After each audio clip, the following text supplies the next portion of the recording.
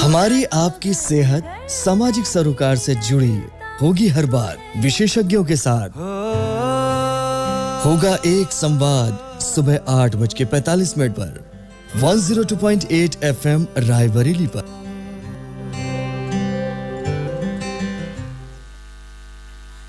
कहते हैं आगे बढ़ने के लिए जज्बा और जुनून की जरूरत होती है।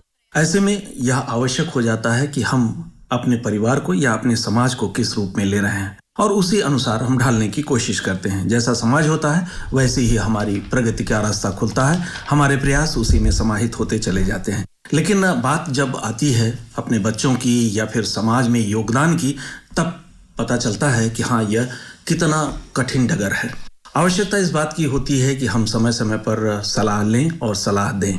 आजकल आप देख ही रहे होंगे कि बच्चों की काउंसलिंग की जाती है कि उनको कैसे आगे बढ़ना है, कैरियर काउंसलिंग हो जाती है, फिर कभी कैसे उनको शिक्षा ग्रहण करना है उसके लिए भी काउंसलिंग होती है। हर क्षेत्र में काउंसलिंग अब समाहित हो गई है।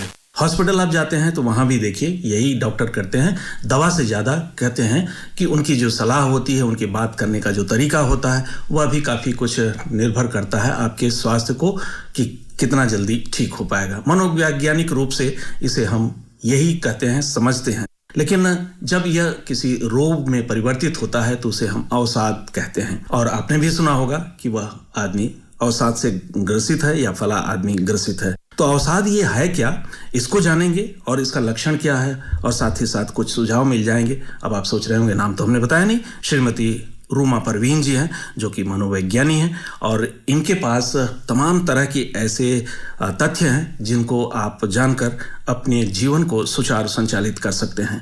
रूमा जी, स्वागत है हमारे स्टूडियो में। धन्यवाद सर। सबसे पहली बात आपसे जानना समझना चाहेंगे कि जो हम अवसाद शब्द का प्रयोग कर रहे हैं यह है क्या? सर, इसमें दो चीजें हो सकते हैं। अगर हम WHO के अकॉर्डिंग बात करें तो वर्ल्ड हेल्थ ऑर्गेनाइजेशन, तो ये क्या है कि एक मूड डिसऑर्डर है जिसमें कि हमारा मूड बदलता रहता है, चीज़ें सारी नेगेटिविटी हो जाती है, नकारात्मक उसमें विचार आने लगते हैं और लोगों का लाइफ स्टाइल बदल जाता है और अकॉर्डिंग टू WHO।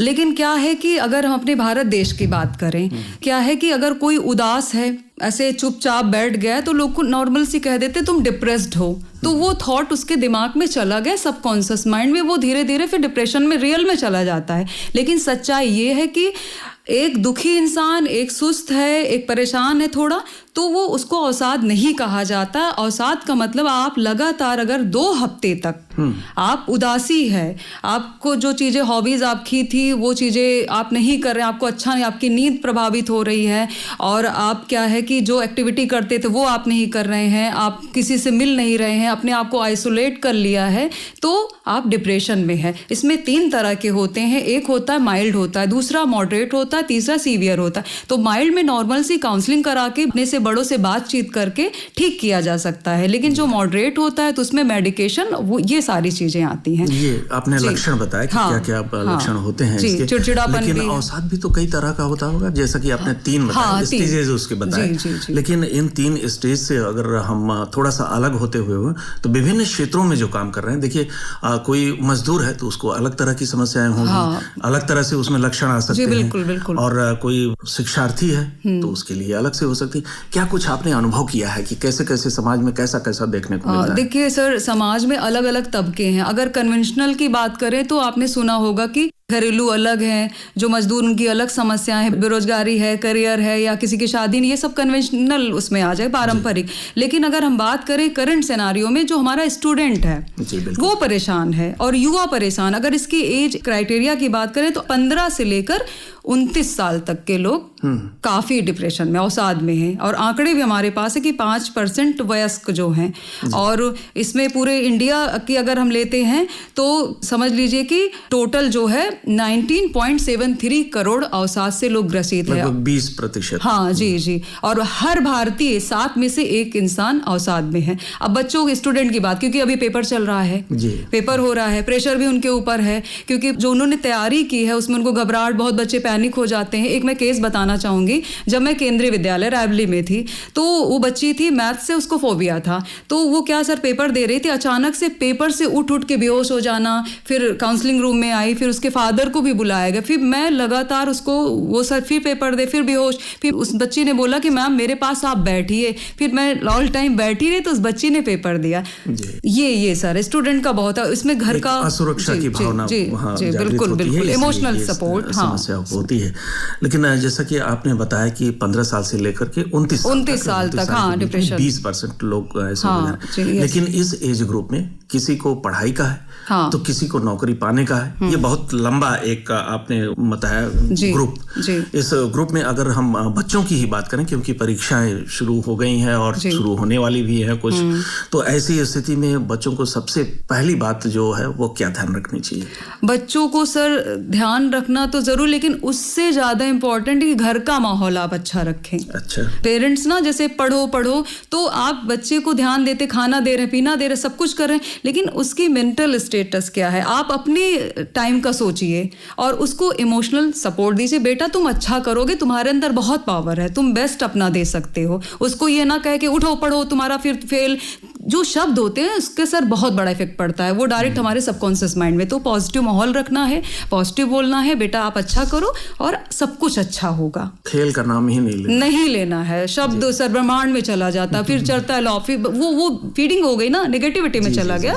हाँ, इसीलिए सकारात्मक शब्दों का प्रयोग ना बिल्कुल नहीं करना है, पॉजिटिव है शब्द उन्हीं का प्रयोग करें। बाहर भी सर जाएं बच्चे खेलें, जैसे थोड़ा सा मूड उनका फ्रेश। बिल्कुल यही होता है सभी के बच्चों के साथ, और सब लोग चाहते हैं कि अच्छा से अच्छा करे, और इस होड़ में प्रेशर ज्यादा बना देते हैं, प्रेशर ज्यादा होती है। सर एक चीज और, नींद का जैसे पैटर्न बच्चों का भी खराब हो जाता है, और कुछ बच्चे तो बहुत ज्यादा सोने लगते हैं। मेरे पास कई ऐसे बच्चे आते हैं कि मैडम नींद बहुत आती है, तो उसमें भी खान पान किस समय देना है, शाम को ज्यादा हैवी ना दे, इन सब बातों का ध्यान रखना है। थोड़ा सा कैंडल मैं बताती हूँ कि अरोमा कैंडल मार्केट में आती है, उसको अच्छी सी खुशबू रहती है, उसको जला के कॉन्सेंट्रेट होकर 2-3 बार बच्चे कर सकते हैं, तो उससे क्या होगा, उनका मन नहीं भटकेगा और अपने कॉन्फिडेंस, कॉन्सेंट्रेशन, आत्मविश्वास बढ़ेगा। जी। हाँ। लेकिन सेंटर का भी होता है, देखिए सेंटर का भी आप भी पढ़िए, सेंटर कहाँ जा रहा है, सेंटर कहाँ जा रहा है, ये भी देखा जाता है उसमें।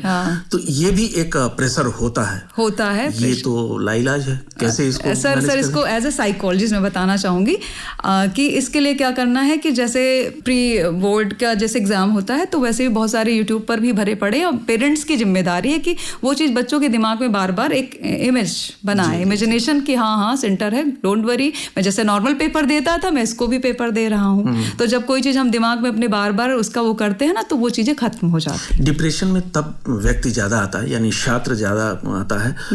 एक प्रश्न पत्र उसका हुआ पहला, उसने किया सब कुछ, आता सब कुछ था, लेकिन वहां घबराहट से या कहिए कि परिस्थितियों के कारण उसके कई छूट जाते हैं। घर आता है तो फिर उसको लगता है अरे ये तो मैं जान रहा था। अब वहीं से वो डिप्रेशन में फिर जाना शुरू हो जाता है, या कहिए कि भय पैदा हो जाता है, अगला भी हमारा ऐसा हो जाएगा।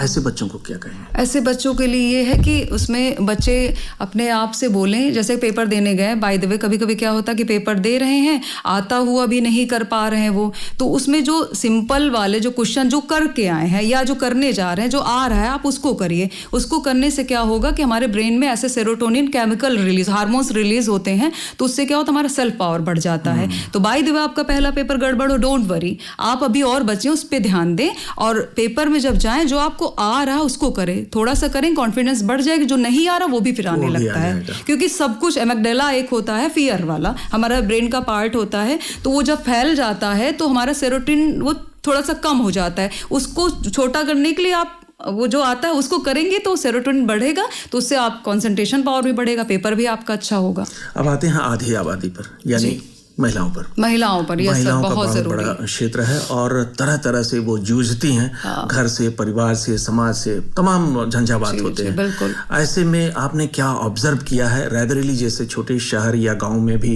रहते हुए लोग इसका शिकार हो रहे हैं। हाँ सर, जैसे रायबरेली की हम बात करें, और रायबरेली से हम लखनऊ भी जोड़ सकते हैं, बड़े शहर भी में मैं गई हूँ, तो मैंने ये देखा है कि जो हाउस मेकर हैं, तो उनकी समस्याएं बहुत ज़्यादा हैं, क्योंकि अगर जॉइंट फैमिली है तो वहाँ पर जो पारंपरिक जो परिवार जो चल रहा है, एक लड़की शादी होके गई फॉर एग्जांपल, तो वो उस परिवार के जो रूल रेगुलेशन उसको फॉलो नहीं हो पा रहा है, तो उसमें लोग क्रिटिसाइज करते हैं, क्योंकि इकट्ठा तुरंत तो सराएगा नहीं, तो उसमें बोलते हैं ना ऐसे नहीं वैसे करो ऐसा करो, तो धीरे धीरे होता ना। मैंने देखा कि माइग्रेन की समस्या बहुत ज़्यादा हो रही है, तो रीज़न यही है, जब आप किसी को बार बार क्रिटिसाइज करोगे ऐसे नहीं वैसे तो माइग्रेन्स होती हैं। जब कोई सफोकेटेड हो रहा है तो थायराइड्स होंगे आपको, क्योंकि हर मेंटल हेल्थ के पीछे कहीं ना कहीं हमारी फिजिकल हेल्थ जुड़ा है। There is no health without mental health, तो ये कारण है। और तो इसमें ये करना है कि जैसे पुराने टाइम में क्या होता है कि लोग कहते हैं ना कि हम लोग तो ऐसे रहते थे, आजकल क्या है कि सब प्राइवेसी है,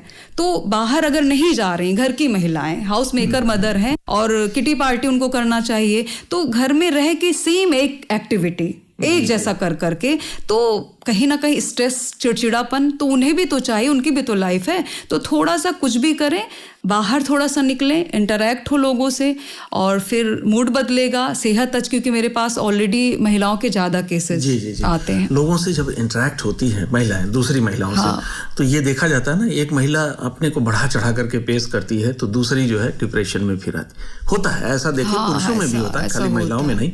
लेकिन जब इधर उधर किसी से मिलते हैं, देखते हैं कि ये तो ये कर रही है, इनके यहाँ इतना पैसा है, आजकल आर्थिक युग है, आप समझ ही रहे हैं, तो फिर इसका बड़ा प्रेशर होता है।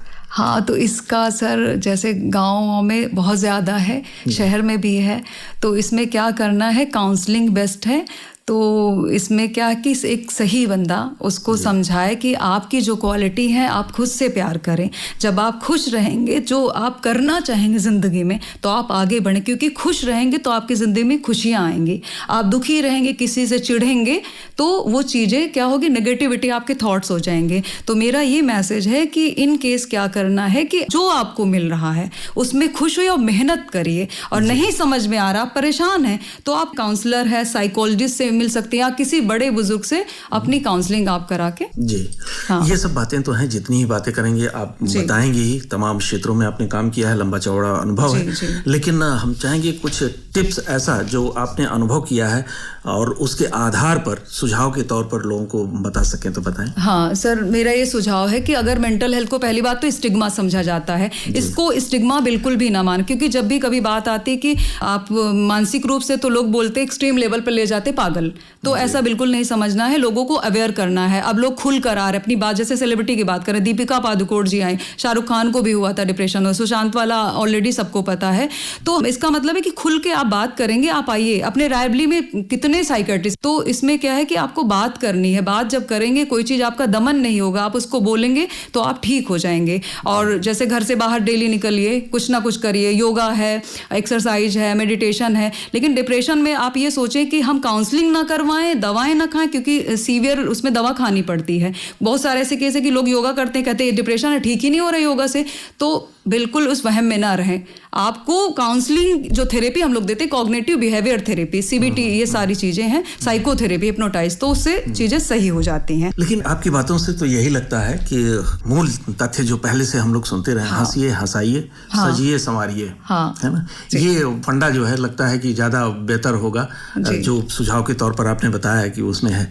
लेकिन अगर इसको समग्रता में लेते हुए जो हमने बात कही थी, एक आध दो लाइन कुछ और बोलना चाह रही हैं आप? हाँ सर, बोल रहे हैं, क्योंकि हंसी एक दवाई है और हंसना चाहिए। और चलिए, मैं एक मेंटल हेल्थ की पोएम जो नोबेल प्राइज है, जिसे मार्था मेडे इरोज ने लिखा है, आप धीरे धीरे मरने लगते हैं अगर आप करते नहीं कोई यात्रा और पढ़ते नहीं कोई खिताब और सुनते नहीं जीवन की ध्वनियां और करते नहीं किसी की तारीफ, तब आप धीरे धीरे मरने लगते हैं। आप धीरे धीरे मरने लगते हैं जब आप मार डालते हैं अपना स्वाभिमान, नहीं करने देते मदद अपनी और ना ही करते हैं मदद दूसरों की, तब आप धीरे धीरे मरने लगते हैं। अगर आप बन जाते हैं अपनी आदतों के गुलाम, तब आप धीरे धीरे मरने लगते हैं। आदत बदलिए, अपनी जिंदगी बदल दी, चलते हैं रोज उन्हीं रोज वाले रास्तों पर, नहीं बदलते अपना दैनिक नियम व्यवहार, नहीं पहनते अलग अलग रंग के के कपड़े तब आप धीरे धीरे मरने, क्योंकि हर रंग कुछ कहता है। जी जी, बहुत बहुत बहुत अच्छी बात। और ये कविता हमको लगता है कि पूरी जो बातें हम लोगों ने की उतना ही नहीं और व्यापक स्वरूप में, जिसे हम कहते हैं गागर में सागर भरने का, तो ये कविता उसी का संदेश देती हुई बहुत अच्छा लगा आपसे बात करके। और बातें तो होती रहेंगी, आप भी रायबरेली में ही हैं, तो आगे किसी अन्य विषय पर जब मुलाकात होगी तो हम लोग करेंगे। लेकिन आज के लिए आपको बहुत बहुत धन्यवाद कि आपने समय निकाला। धन्यवाद सर। दोस्तों, आप सुन रहे थे भेंटवार्ता। अवसाद कारण, लक्षण एवं सुझाव। विशेषज्ञ थी श्रीमती रूमा परवीन और भेंटकर्ता थे डॉक्टर नगेंद्र सिंह रघुवंशी।